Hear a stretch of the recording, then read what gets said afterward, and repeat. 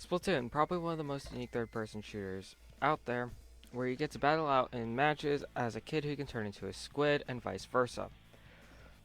I'm going to be detailing most of the details of the first game in this video, but it's going to be part one of a new series I'm going to be making, where I go through each aspect of each game and give them a slight review.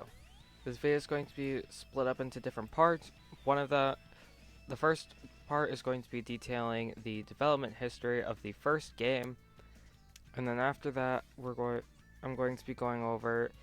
I'm just going to be talking about the general gameplay and story. After I'm done with talking about the story, I'm going to be talking about the lore that you wouldn't necessarily know about. I'm also going to be talking a little bit about the competitive scene in each game.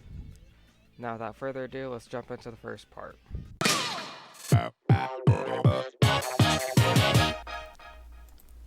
Development on Splatoon started shortly after the launch of the Wii U on November 18th, 2012. Real fast, editor's note. All of what I'm talking about here is going to be from the Iwata Asks interview. Link will be in description. Some of the developers that worked on various things for the new console decided to try and make something that didn't fit into pre-existing genres. They stated that they had over 50 ideas, 50 to around 70 ideas in the Iwata Asks interview. And then after that, they showed off the first ever prototype of the game, the Tofu prototype.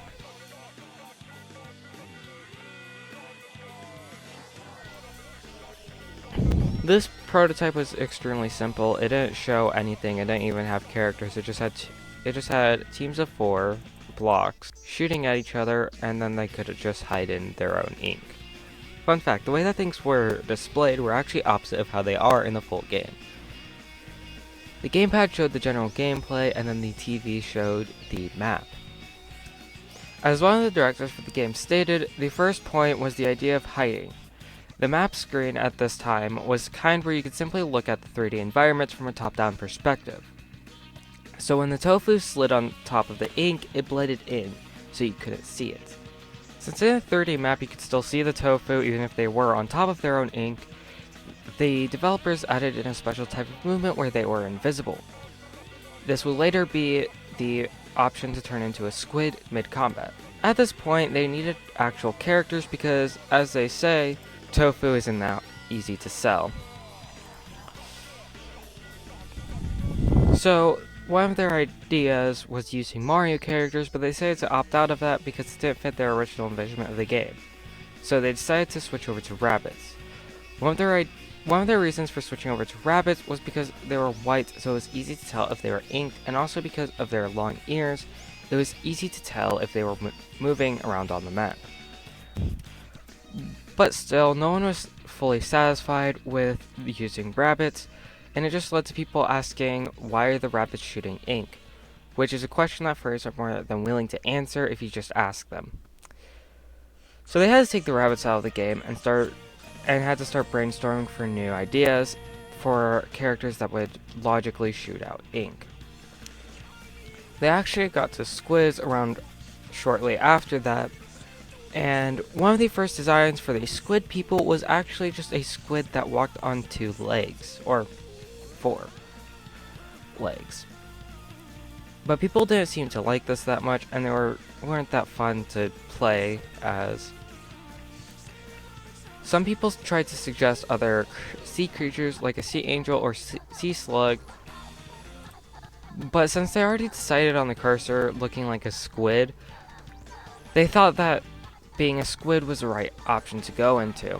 And then one of the developers said if you can switch between a squid and a human, then the squid should be squid-like and the human should be human-like. It was from the idea that we finally got what we now know as inklings. Characters that could turn into a squid and then come back out and be human-like. The first trailer of Splatoon was showed at E3 2014 with a 2-minute trailer showcasing gameplay. Here's the trailer right now.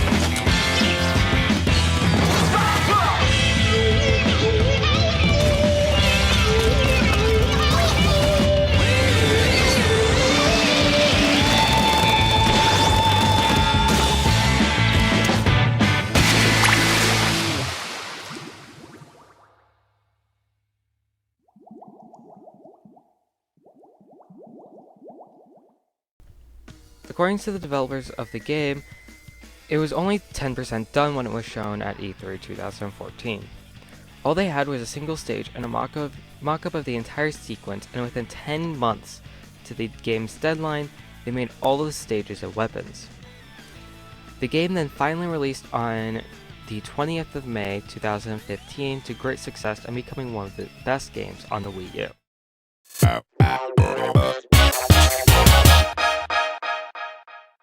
The general gameplay of Splatoon has you turning into a squid and then back into a kid.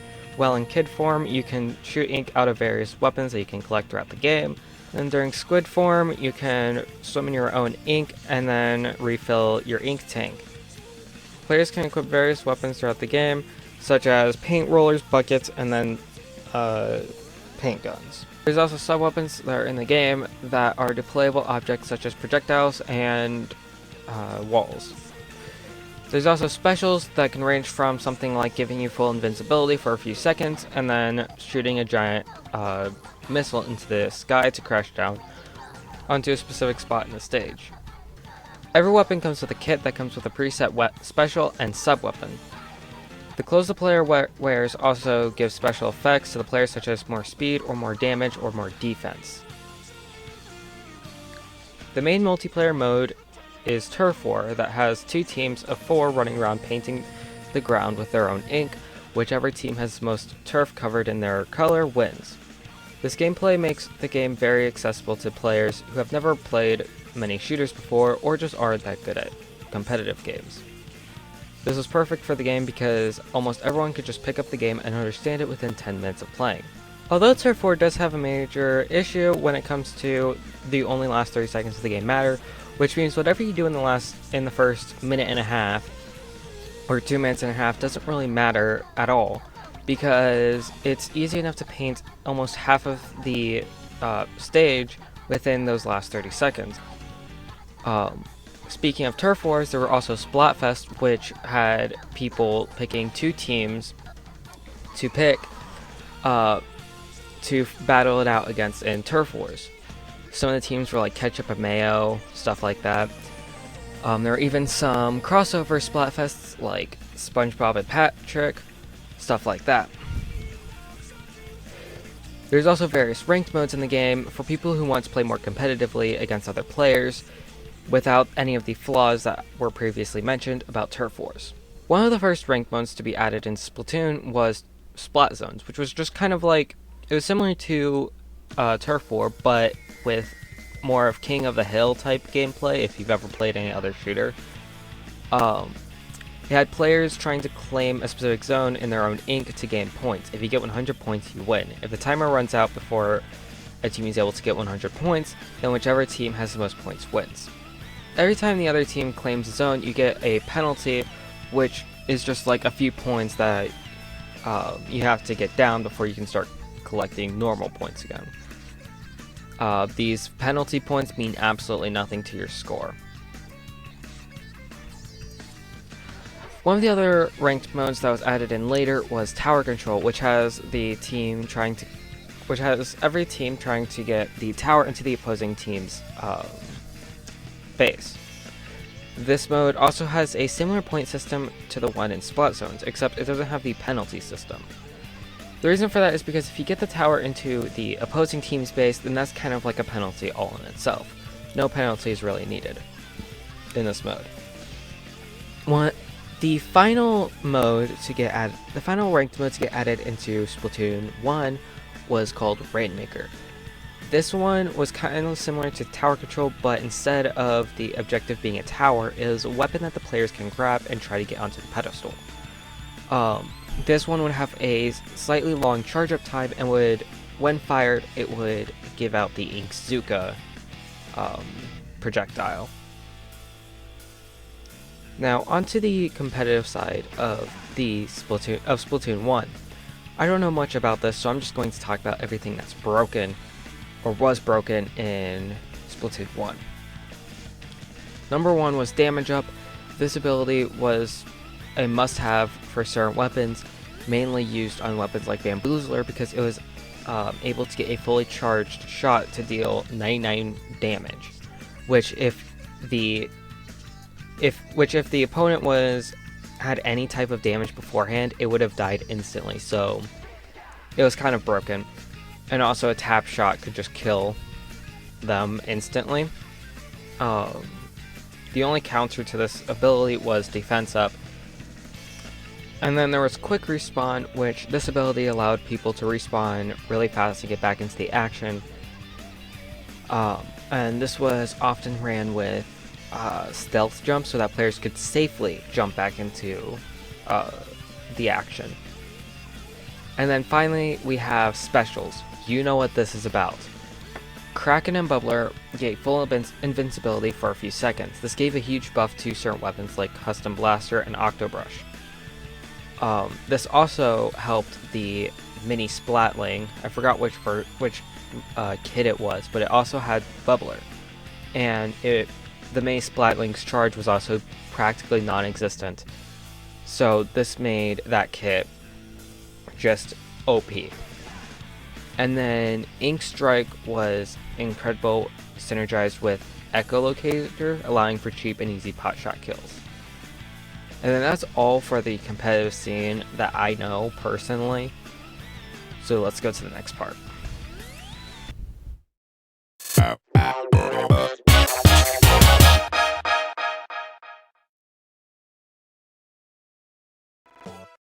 Here's a dramatic summary of what happens in the Splatoon 1 Hero Mode. Once the player gets to Inkopolis, they see the news flash on and the Squid Sisters go live.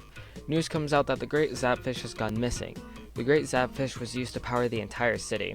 Without it, Inkopolis will run out of power. The Squid Sisters also say how there was a UFO spotted close to the city. As the Squid Sisters close out of the news with their iconic phrase, "Stay fresh," you spot an old man sitting near the sewer entrances. Out of curiosity, you then follow him. You then see a giant beautiful valley, named Octo Valley. The old man named Captain Cuttlefish rambles on about how the Octarians stole the Great Zapfish. He then gives you some gear and the code name Agent 3. So then you go out and go through a ton of levels to get a bunch of mini Zapfish in hopes that you'll get the great one. Then, after Agent 3 beats the 4th world, they hear Captain Cuttlefish get kidnapped by the Octarians. But don't worry, Agent 1 and 2 are here to help. After a few stages, Agent 3 gets the final boss kettle. Once there, they meet the leader of the Octarians, DJ Octavio, who stole a great Zapfish to power the whole Octarian society. And they also see Captain Cuttlefish tied up. After fighting him for a while, Agent 3 hears a faint sound. It's the Squid Sisters singing Calamari Incantation. It causes Captain Cuttlefish to be able to get out of his bind, and you to finally be able to beat DJ Octavio and get the Great Zapfish back. Once Agent 3 gets to Inkopolis, they then see the Squid Sisters on TV talking about how the Great Zapfish is back. To go alongside this miracle, they decide to release a new single named Maritime Memory. Now for the lore of Splatoon 1. There isn't as much as there is in the next few games, but there is still a decent chunk. So I'm just going to be listing off a bunch of stuff from the Sunken Scroll. Inklings don't have any bones. I think that this one's pretty self-explanatory, but Inklings, they're mostly made out of ink. Octarians live in domes. Every level in Splatoon 1 takes place in a certain dome. This is where the Octarians live. They live here because of the Great Turf War. They lost due to some squid technology that they didn't have. So they fled into the domes that you then see in Splatoon 1 Hero Mode. Power loss was the reason as to why the Octarians stole the Great Zapfish. In the domes, the Octarians were starting to lose power, and in order to stay afloat with power and electricity and stuff like that, they needed the Great Zapfish, so that's what they stole. The Squid Sisters are actually cousins and not sisters. The main reason for this is probably because the name Squid Sisters is easier to market than Squid Cousins. So, yeah. Humanity's extinction. Before Splatoon 1 takes place, humanity has gone extinct. In this game, there's not really as much as to say why humanity has gone extinct. But yeah. One certain human loved his cat so much that he cryogenically froze the cat. No reason is actually given as to why Judd was cryogenically frozen, but yeah, he was. Then finally but not least, calamari incantation is inside of the DNA of the Squid Sisters. The customary course of the Calamari County nowadays, the song and dance may as well be carved into the very DNA of Inklings. It began as a way to celebrate and show respect for the bounty of the sea. And then with that, that's the story and lore of Splatoon 1.